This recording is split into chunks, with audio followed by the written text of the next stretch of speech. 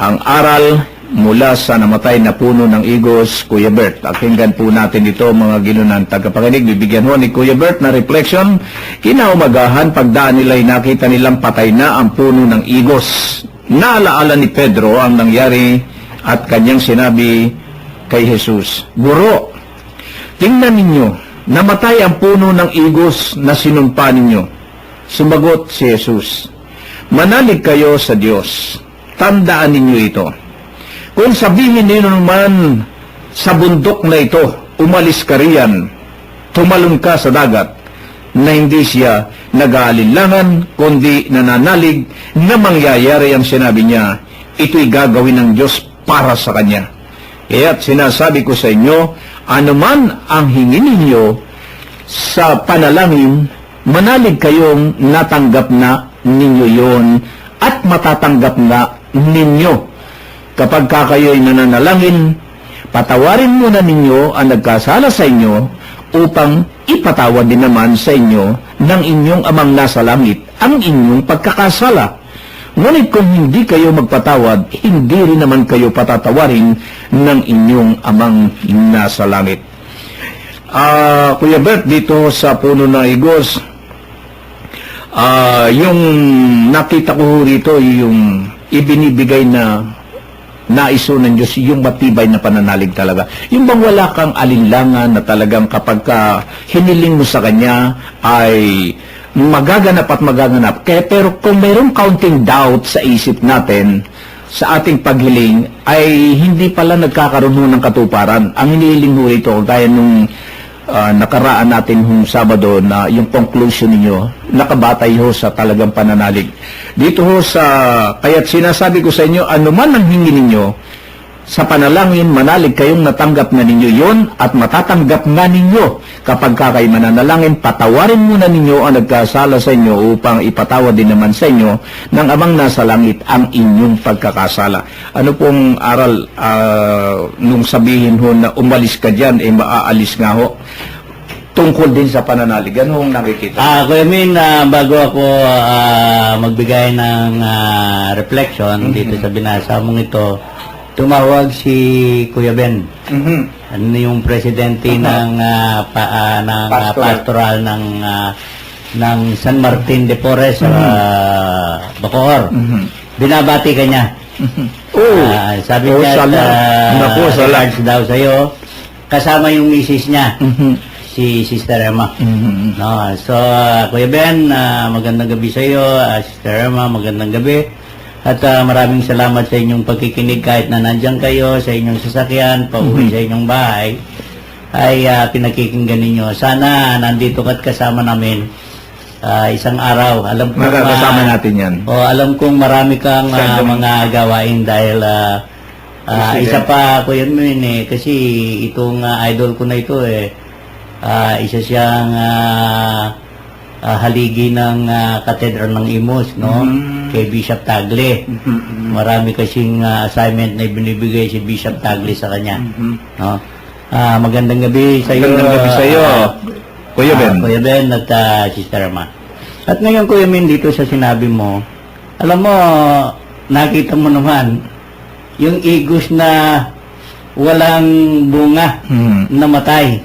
Sana huwag na nating hintayin tayong yung mga kapatid natin, lalo tigit yung hindi namumunga, yung walang pagkanabang, lalo tigit doon sa saganan-sagana sila sa kayamanan, at pagkatapos hindi naman sila nagbibigay katulad ng igos na ito'y maramot, sana magbigay tayo.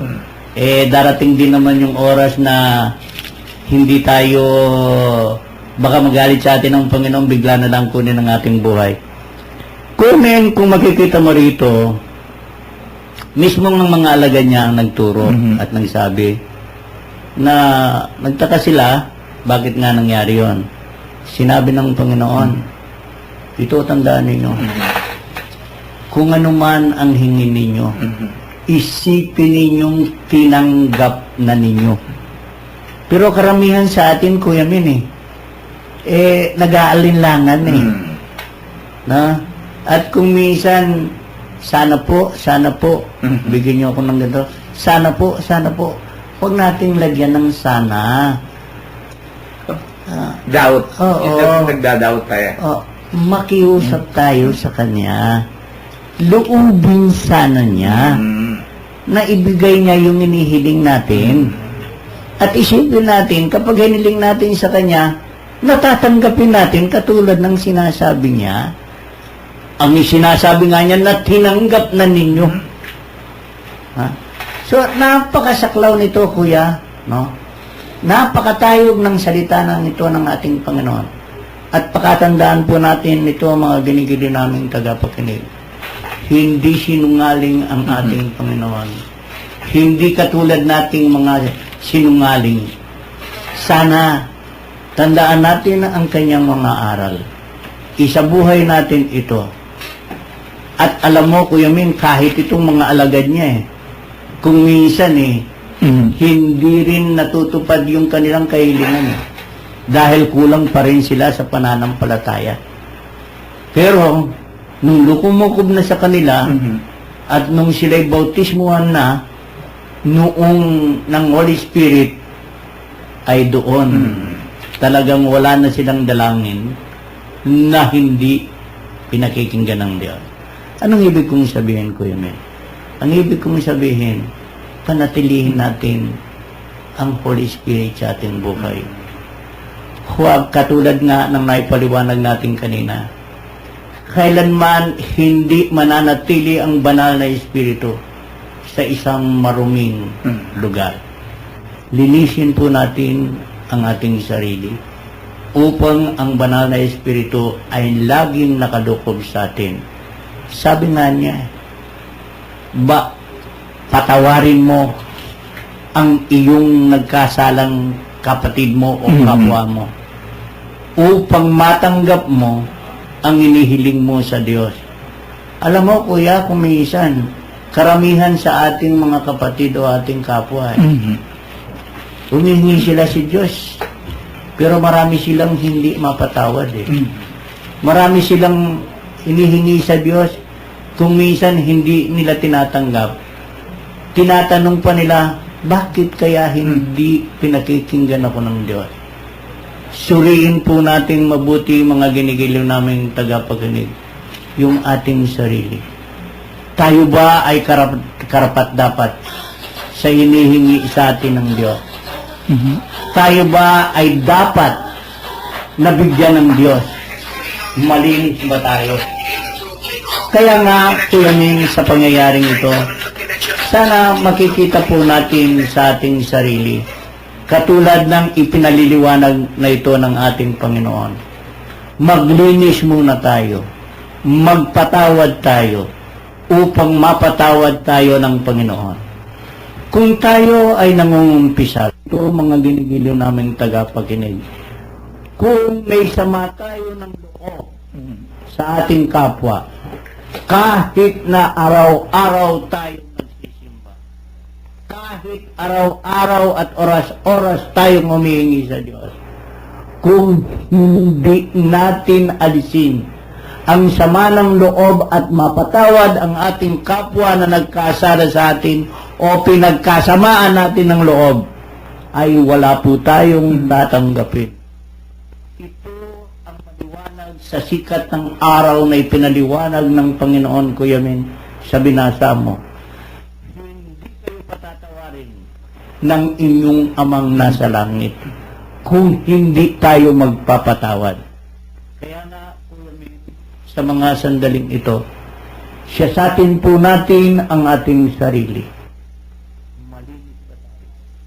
Wala ba tayong kagawalin? Wala ba tayong nakasamaan ng loob? Kahit napagaling natin na nang dahil sa kapatid mong kasama mo sa simbahan, sana po, huwag nating isipin ito, ang mga pagkukulang ng ating para sa simbahan, upang hindi ang ating loob, upang hindi tayo magkasala sa Diyos, upang hindi na tayo hihingi ng tawad sa Diyos, kundi laging masaya at laging nananalig tayo sa Diyos. At tandaan po natin ito, hindi tayo iiwanan ng banal. Po yan, at yun pong pagpapatawad ay nakapalubos sa ating dasal sa araw-araw, Ama namin, na dito ho'y pinakikita na kinakailangan ho yung ating pagpapatawad sa ating kapwa. Manalig na natanggap ninyo kung meron ho tayong tuwirang pananalig. Sa panalangin, manalig tayong natanggap na ninyo at matatanggap na ninyo. So, naroon ho yung punto ng ating pananalig sa Panginoon. Ang mabigat din ho ay yung kapag tayo nananalangin, kung tayo mananalangin, ano ba ng ating papanalangin, lalo ng ating kapwa, kung meron ho tayong mga sama ng loob sa ating kapwa, atin ho munang unahin na sila'y mapatawad upang ipagpatawad din naman sa atin ang ating mga pagkakasala.